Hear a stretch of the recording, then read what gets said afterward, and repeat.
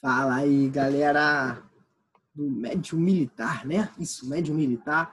Tranquilo, aqui quem fala é o professor Tiago Avelar e nós vamos ter uma aulinha aqui sobre uma matéria bem complexa, tá bom? Que eu vou tentar simplificar muito para vocês, devido ao pouco tempo de biologia que vocês têm, devido à falta de necessidade de biologia em concursos militares, tá bom? Não deixa de ser uma matéria importante, but é difícil. Então eu vou tentar mastigar a matéria o máximo possível, tá bom? Para ver se fica mais simples para vocês. Tranquilo? Então vamos lá, galera. A nossa aula de hoje vai falar sobre 3 assuntos, que vai ser fotossíntese, respiração celular e fermentação, tá bom? E vamos começar falando, galera, de um tema, um assunto no qual essas 3 frentes que nós vamos trabalhar hoje têm em comum, que é o ATP. ATP, galera, como vocês já devem ter ouvido falar em algum momento na vidinha de vocês, adenosina trifosfato, como já está aqui o nome. ATP, galera, vai ser a moeda de energia do nosso corpo, tá bom? Todas as atividades do nosso corpo, no qual eu tenho a produção, liberação ou a necessidade de gastar energia, a moeda de energia do nosso corpo, o ATP, vai estar envolvido, tá bom? Então, através, galera, das modificações nesse íon fosfato, que é o P, né, na química, como vocês já sabem, eu vou ter produção ou geração de energia, tá bom? Então, aqui nós temos uma molécula de ATP, tá bom? Ó, a adenosina, por causa do nucleotídeo adenina, um açúcar, tá bom? E o grupamento fosfato aqui. Perceba que nós temos aqui onde meu mouse está, 1 fosfato, 2 fosfatos, 3 fosfatos, né? E de acordo com a necessidade fisiológica do nosso corpo, esses fosfatos vão sendo removidos ou adicionados, tá bom? Através dessa reação química aqui. Se eu tenho uma adenosina trifosfato e ela sofrer um processo de quebra, ou seja, um processo de hidrólise para gastar energia, tá bom? Então, quando eu quero gastar essa energia, eu vou quebrar a minha ATP. Então, eu vou liberar uma ADP. O que é uma ADP, gente? Adenosina difosfato mais um fosfato livre, tá bom? É como se eu tivesse 3 canetas, uma do lado da outra, tá bom? 1 fosfato, 2 fosfatos, 3 fosfatos. Para produzir energia, eu vou quebrar uma caneta, separá-la das outras. Então, eu vou ter aqui uma ADP com 2 fosfatos mais um fosfato livre. É mais ou menos esse processo, tá bom? E se eu quiser fazer o contrário, galera? Porque uma hora todo esse estoque de energia vai diminuir, vai acabar. Então, eu vou pegar essa ADP aqui, ó, essa molécula de adenosina com 2 fosfatos e vou adicionar um fosfato inorgânico, tá bom?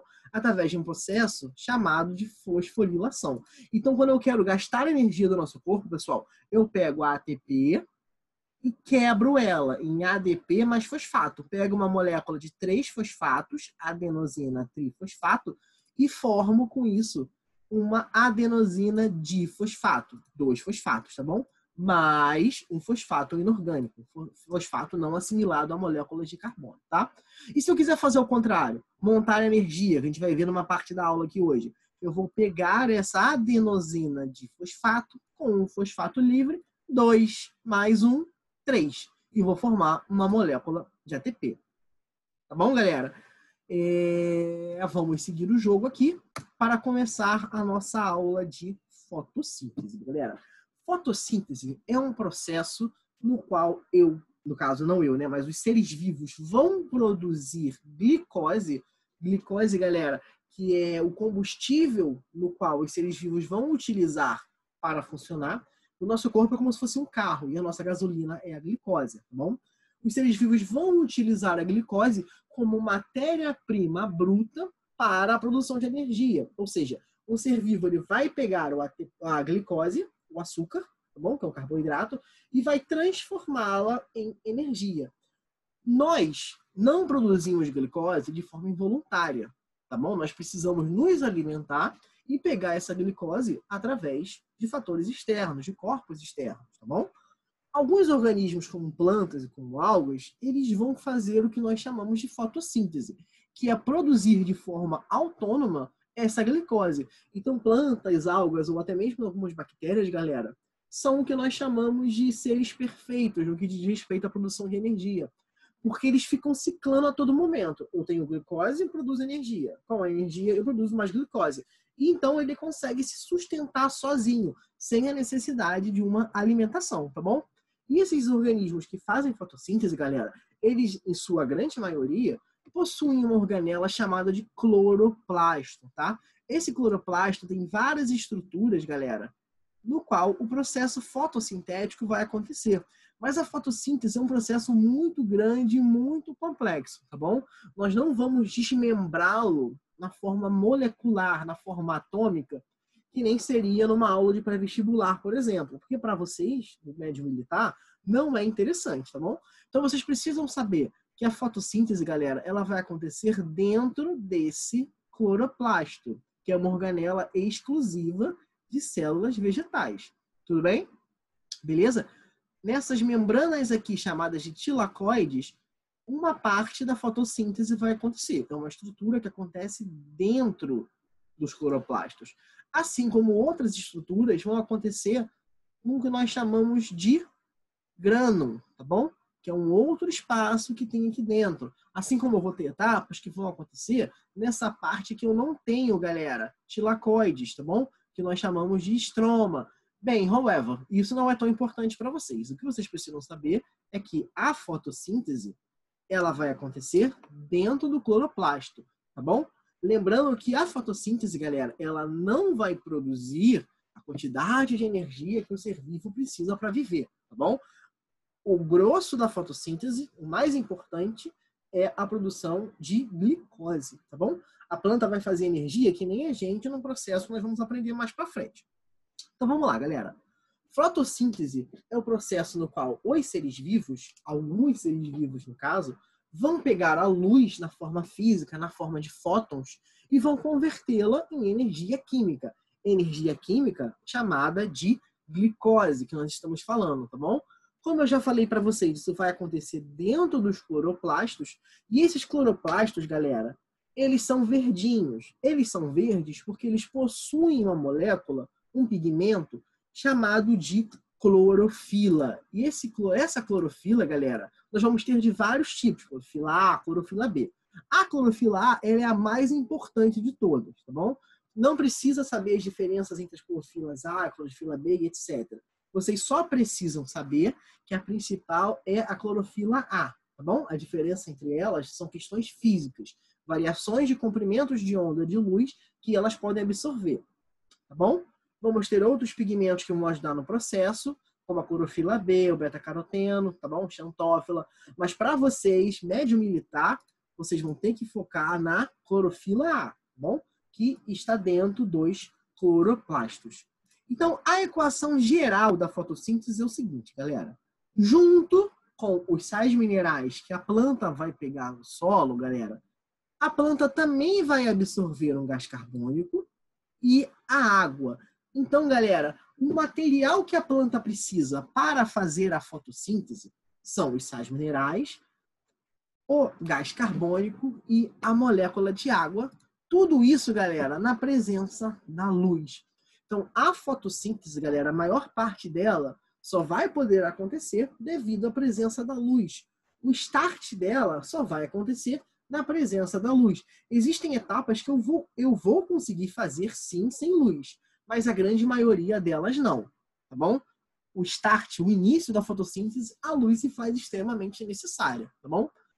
Então, percebam uma coisa aqui interessante. Através da união, vai planeta, gás carbônico, água e sais minerais, eu vou formar essa molécula aqui, C6H12O6, mais conhecida como glicose, tá bom? Então, a glicose, galera, ela vem da reação química que vai acontecer entre os sais minerais, a luz, o gás carbônico e a água, tá bom? Isso aqui já é uma equação balanceada, tá? Eu vou ter a liberação do oxigênio, e eu acredito que eu não preciso nem falar para vocês qual é a importância do oxigênio na vida, né? Se eu precisar falar mais para frente na água, nós vamos comentar sobre ele. E uma molécula de água, algumas moléculas de água, na verdade, são liberadas nesse processo também, tá bom? Eu vou consumir essa água e novas moléculas de água vão ser produzidas através desse processo. E aqui tem uma imagenzinha esquematizando para vocês.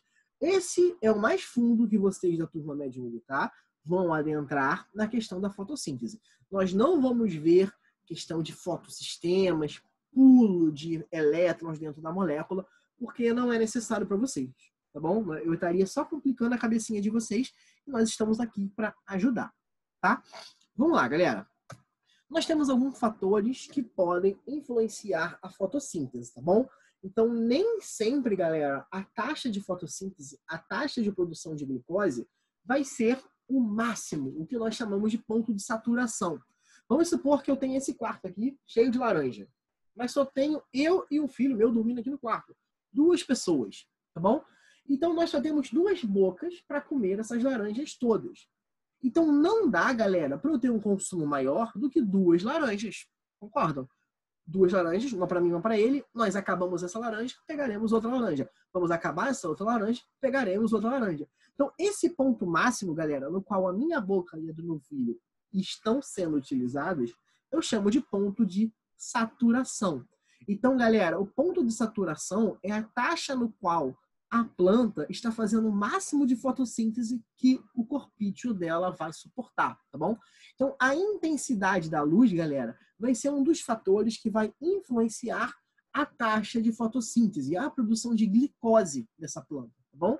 Se eu tiver uma intensidade luminosa muito baixa, ó, a taxa de fotossíntese vai ser pequena, tá bom? Se eu tiver uma taxa de luminosidade extremamente elevada, galera, a fotossíntese não vai ser tão maior assim do que se eu tivesse uma taxa de luminosidade média. Por quê? É o exemplo da boca que eu falei. A planta vai ficar saturada, ela não vai conseguir fazer mais fotossíntese. Então vamos dar um exemplo numérico. Exemplo, tá bom? Que aqui seja 20 graus, onde eu estou com o mouse agora, e aqui seja 30. Toda essa faixa aqui, a taxa de fotossíntese, galera, vai ser igual. Porque a planta não vai suportar uma quantidade muito elevada de luz. Ela não vai ter moléculas de clorofila e cloroplastos suficiente para fazer mais fotossíntese. Consegue entender o que eu estou dizendo, gente? Então, a quantidade de luz, ela vai influenciar, sim, a fotossíntese. Só que eu gostaria que vocês tivessem em mente, galera, que não necessariamente uma quantidade muito, muito maior de luz, a planta fará muito, muito mais fotossíntese, tá bom? Porque eu tenho isso que eu chamo de ponto de saturação, a capacidade máxima de fotossíntese que uma planta consegue fazer, tá bom? 2 pessoas aqui no quarto, eu e o meu filho. Não adianta eu ter 300 laranjas se nós só temos 2 bocas. Não adianta eu ter essa quantidade imensa de luz se a planta não vai ter cloroplasto e clorofila o suficiente. Tudo bem, galera? Beleza? Vamos seguir aqui o jogo. Um próximo fator que vai influenciar a quantidade de fotossíntese, a taxa da fotossíntese, galera, vai ser a concentração de gás carbônico, tendo o mesmo problema, né, o mesmo fator que nós vimos na intensidade de luz. Não adianta eu ter uma quantidade extraordinária de gás carbônico se a planta não vai ter como captar e assimilar esse gás carbônico todo ao mesmo tempo, tá bom? Então, obviamente, se eu tiver muito pouco, a minha taxa de fotossíntese vai ser pequena, mas não adianta eu ter um caminhão, né? Uma metáfora, né? Um caminhão de gás carbônico aqui, uma hipérbole, desculpa. Vocês entenderam? Sou biólogo. Um caminhão de gás carbônico aqui na frente, se eu não vou conseguir utilizar todo esse gás carbônico. Tudo bem? Então, além da intensidade luminosa, galera, a concentração de gás carbônico vai influenciar nesse processo. E a temperatura, galera, percebam que esse gráfico é diferente. Uma temperatura muito baixa vai influenciar no metabolismo da planta. E uma temperatura muito elevada também vai. Então, eu tenho que ter um equilíbrio dependendo da espécie de planta, tá bom? As plantas, galera, elas gostam da temperatura no qual aquela espécie é adaptada a viver. Se eu tiver uma temperatura muito baixa, a taxa de fotossíntese vai ser menor. Então, a quantidade de glicose produzida por elas vai ser menor. Assim como, diferente do gás carbônico e da intensidade luminosa, se eu tiver uma temperatura acima desse meu ponto ótimo aqui, a taxa de fotossíntese vai ser menor também. É tipo a gente, galera. Pô, já tentou sentar em casa para estudar no frio, ar-condicionado gelado, você só com roupa de baixo aqui congelando? O seu desempenho vai ser fraco, não vai? A mesma coisa se você estiver num quarto sem ventilador, sem ar-condicionado, naquele calor de 40 graus que faz aqui no Rio de Janeiro. Você também vai ter do prejudicado, tá? A sua ação vai ser prejudicada. A mesma coisa está valendo para a planta, tá bom? Então, a temperatura, galera, diferentemente da intensidade luminosa, da concentração de gás carbônico, ela vai ser influenciada tanto para menos quanto para mais. Beleza? Não é só planta e alga. Alga não é planta, tá bom? Alga é um outro reino que faz fotossíntese. As bactérias, galera, também podem fazer fotossíntese. Existe um tipo específico de bactérias, galera, que são as bactérias chamadas de cianobactérias, que elas vão fazer um processo de fotossíntese também, tá bom? A maioria das bactérias, galera, elas não vão utilizar a luz como matéria-prima para a fotossíntese, mas sim elementos químicos. Então, a maioria das bactérias que são autotróficas, que produzem seu próprio alimento, vão fazer um processo chamado de quimiossíntese. Tá bom? Então, eu tenho um grupo seleto de bactérias que vai fazer a fotossíntese e um grupo maior que vai fazer quimiossíntese, tá bom? A quimiossíntese, galera, ela é muito semelhante à fotossíntese. Só que ao invés de utilizar a luz para produzir energia, galera, para produzir energia química, né, que é a glicose, eu vou utilizar elementos químicos nesse processo. Se você der uma olhada aqui na equação da quimiossíntese, ela é muito parecida, se não idêntica à da fotossíntese, tá bom? Gás carbônico, água, produzindo glicose e oxigênio em sais minerais. Contudo, galera, a energia que eu vou utilizar para fazer esse processo não vai ser energia luminosa. Vai ser energia provida de elementos químicos. Tudo bem? Beleza?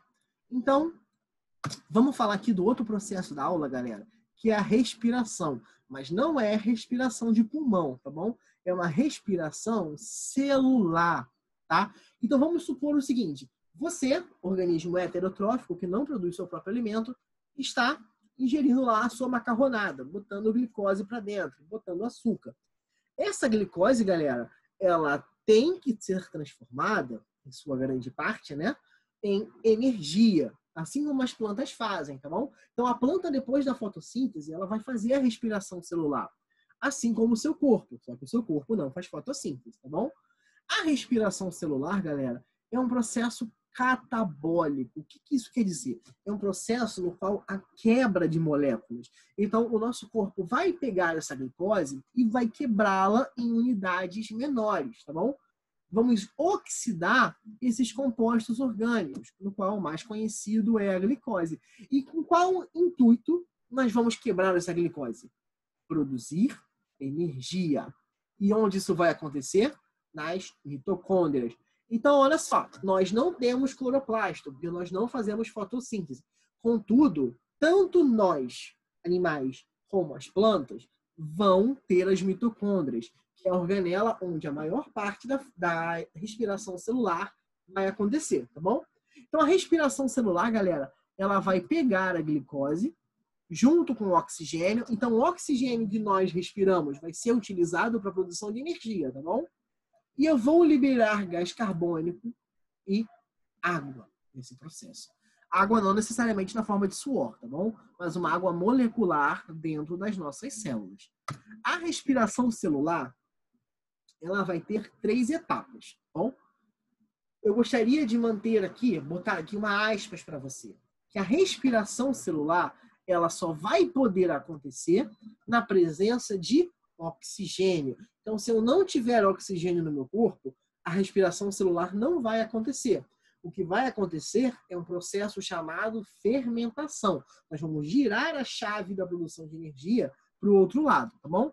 Então, dessas 3 etapas aqui da respiração celular, glicólise, ciclo de Krebs e cadeia respiratória, o ciclo de Krebs e a cadeia respiratória necessitam do oxigênio, tá bom? A glicólise nem tanto. A glicólise, ela vai acontecer também na fermentação, como nós vamos ver um pouquinho mais para frente. Então, vamos lá. A respiração celular, eu vou ter 3 etapas. A glicólise, onde eu quebro primeiro a glicose e formo uma molécula chamada piruvato, ou ácido pirúvico, tá bom? No segundo processo, que é o ciclo de Krebs, esse ácido pirúvico vai ficar rodando num ciclo, sofrendo modificações. E por último, é a cadeia respiratória, no qual os elétrons produzidos nessas duas reações vão produzir a molécula de ATP. Vamos devagar, com calma e bem superficial, tá bom? Talvez esse slide que eu montei aqui tenha algumas etapas um pouco além do que vocês precisam. Então prestem muita atenção no que eu vou falar. Se eu não falar assim, não vai ser tão importante para vocês, tá bom? Primeira etapa, galera, ela é a glicólise. Ela vai ocorrer no citosol, que é o líquido do citoplasma do nosso corpo. Então, a glicólise, galera, ela não vai ocorrer ainda dentro da mitocôndria. Ela vai ocorrer dentro do citoplasma, tá bom? Então, temos a célula, citoplasma, dentro do citoplasma as mitocôndrias. Ela está ocorrendo lá dentro da célula, mas não dentro da mitocôndria, tá bom? A glicose, galera, como nós vimos, C6H12O6, ela vai ser transformada em duas moléculas de piruvato, tá bom? Então, eu vou pegar essa molécula de 6 carbonos e vou dividi-la em duas moléculas de 3, tá bom? Esse processo tem 10 etapas que vocês não precisam saber qual é. Só precisam saber que a glicose vai ser quebrada em duas moléculas de piruvato, ou ácido pirúvico, tá bom? Eu produzo nesse processo aqui, galera, um pouquinho de ATP também e uma molécula chamada NADH. Essa molécula chamada NADH, galera, ela é uma molécula carregadora de elétrons. Nesse momento aqui, que é a glicose, preste atenção que isso é difícil, tá bom? É um pouco chatinho de entender. Nessa etapa aqui, que é a glicólise, tanta energia é produzida na quebra da glicose, tanta, que eu não vou ter ADP suficiente para produzir tanto ATP. Então, os elétrons oriundos dessa quebra aqui, dessa transformação, desse catabolismo, vão ter que ser levados lá para o final da cadeia respiratória, lá no final da respiração celular, que é a cadeia respiratória, para mais ATP ser formado com calma. Então, moléculas como NAD e como FAD, que nós vamos ver daqui a pouquinho, eles vão ser utilizados lá no final para a produção de mais ATP, tá bom? Tenham em mente que isso aqui, galera, é uma molécula que está carregando elétrons para lá na frente produzir mais ATP, tá bom? Esse piruvato, galera, ele vai entrar na mitocôndria, tá bom? Na verdade, antes dele entrar na mitocôndria, ele vai sofrer uma transformação, tá bom? Uma coenzima A vai se ligar a esse ácido pirúvico. Então, galera, esse ácido pirúvico, quando for entrar na mitocôndria, ele vai ser modificado e vai se transformar numa molécula chamada de acetil-CoA. O acetil-CoA não é nada mais, nada menos. Isso é difícil, é chato, né, galera? Eu sei que para vocês é complicado, mas tentem prestar atenção, tá bom? Esse piruvato transformado em acetil-CoA vai entrar na mitocôndria, no qual uma série de modificações vão acontecer dentro dela, tá bom? Vocês no médio militar não precisam saber detalhadamente tudo o que acontece aqui. Mas o acetil-CoA, que é uma molécula de 3 carbonos, vai sofrer uma série de variações na sua composição química e vai voltar a ser um acetil-CoA. Então, nós chamamos isso aqui de ciclo de Krebs porque ele é um ciclo. Eu começo com o acetil-CoA e termino com o acetil-CoA, tá bom? E nessa brincadeira toda que acontece aqui, eu vou liberar 6 oxigênios, 6 gás carbônicos, desculpa, 2 ATPs, 6 NADH e 2 FADH, tá bom? Beleza, pessoal? Esses NAD e esses FADs aqui, eles vão ser utilizados na nossa última etapa da cadeia respiratória, que é da respiração celular, que é a cadeia respiratória. A cadeia respiratória, galera, ela vai acontecer nas cristas da membrana interna da mitocôndria, tá bom? E esse FAD e esse NAD vão sofrer uma série de transportes, uma série de modificações, tá bom? Esses elétrons vão passar por uma série de citocromos nessa cadeia até encontrarem um oxigênio, tá bom? Quando eles encontrarem oxigênio, a molécula de água vai ser formada.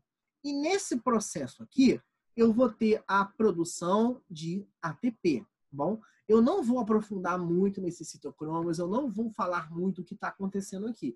O que vocês precisam saber, galera, é que o NAD e o FAD produzidos na glicólise e no ciclo de Krebs vão ser utilizados para a produção de mais ATP. Além disso, galera, vai ser utilizado também para a produção de água. Então, o oxigênio que você respira, ele vai funcionar como um alvo, tá bom? Imagina um alvo. Os elétrons do NAD e do FAD, eles vão em direção a esse alvo. Então, o oxigênio que a gente respira é utilizado para atrair os elétrons na cadeia respiratória e formar uma molécula de água, tá bom? Então, o NADH vai doar esse Hzinho dele para formar a água e o FADH vai doar também o H dele para formar moléculas de água, tá bom? No final das contas, galera, eu tenho aqui o balanço energético, tá? A cada NAD que eu tenho, eu produzo 3 ATPs. Então, se na glicólise eu produzir 2 NADs, galera, eu vou ter 6 ATPs no final do processo, tá bom? Beleza? Estão conseguindo entender? A mesma coisa no ciclo de Krebs. Eu vou ter 6 NADH e 2 FADH. Cada NAD produz 3 ATPs. 3 vezes 6, 18. FAD, ao contrário do NAD, produz 2. Então, 2 vezes 2, 4 ATPs, tá bom? Gente, eu sei que é um pouquinho complicado, que é um pouquinho confuso, mas eu acho que vocês estão conseguindo entender, tá bom? Por que na glicose eu vou ter 2 NAD aqui e 2 NAD aqui? Porque quando eu faço essa conversão aqui, ó, de ácido pirúvico e coenzima A, eu vou ter a liberação de NAD. E como vocês não devem lembrar, mas eu vou repetir, quando eu formo ácido pirúvico, eu pego uma glicose e formo 2 ácidos pirúvicos. Então, isso aqui acontece 2 vezes, fazendo com que eu tenha mais 2 NADs, tá bom? Então, 6 mais 6 mais 18 mais 4 vão me dar um total de 38 ATPs, tá bom? Então, o que vocês precisam saber, galera? Uma molécula, de glicose, produz 38 ATPs. Isso é energia pra cacete. Seu corpo fica feliz, tá bom? Beleza? Só que, gente, vocês já devem ter praticado algum esporte alguma vez, alguma atividade física, no qual você sinta uma dor no seu corpo desconfortável, no qual você tenha dificuldades para respirar. Quando o seu corpo não tem oxigênio de forma efetiva para produzir essa energia toda, você vai ter que fazer um processo alternativo, de forma involuntária, chamada de fermentação. Então, aquela fermentação que os fungos fazem, nosso corpo vai fazer também, só que de uma forma não tão igual, com o produto final sendo diferente, tá? A fermentação, galera, ela é um processo para produzir energia na ausência de oxigênio, tá bom? Nós temos 4 tipos de fermentação. Fermentação alcoólica, lática, acética e butírica. Nós só vamos ver 2 tipos de fermentação aqui, tá bom? Eu gostaria que vocês tivessem em mente, galera, que a fermentação é um processo quebra-galho. Ela não vai ser muito efetiva na produção de ATP, tá bom? Nós vamos analisar aqui agora como isso acontece. Na fermentação, galera, eu também vou ter a glicólise. Não importa que tipo de fermentação eu tenha. Porque na glicólise eu não preciso do oxigênio. Ela acontece fora da mitocôndria. Lembra que eu falei isso para vocês um pouquinho mais para cima? Então, olha só que imagem bonita. A glicose, toda bonitinha, vai ser quebrada, ó, nos seus 2 piruvatos. Então, a glicólise é exatamente igual ao que vai acontecer lá em cima no processo de respiração celular. Tá bom? É como se fosse o Velozes e Furiosos, né? Você tem a glicólise, o carrinho um lá para o outro. Se eu tenho oxigênio, eu vou para um lado e faço a respiração celular. Se eu não tenho oxigênio, eu vou para o outro e faço a fermentação. Tá bom? Que tipo de fermentação nós temos? Nós temos a fermentação alcoólica, que o nosso corpo não faz, obviamente, né? Então, na fermentação alcoólica, galera, através dos piruvatos, que são as moléculas de 3 carbonos que eu falei para vocês, eu vou produzir álcool, gás carbônico, energia e água. Só que, olha só, galera, através da fermentação alcoólica, eu só produzo 2 ATPs. Então, vocês devem concordar comigo, né, que 38 ATPs é muito mais ATP do que 2 ATPs. Então, a fermentação alcoólica, galera, existem organismos que vivem só disso? Existem. Mas tem organismos que, na ausência de oxigênio, vão fazer esse processo como um quebra-galho. Tá bom?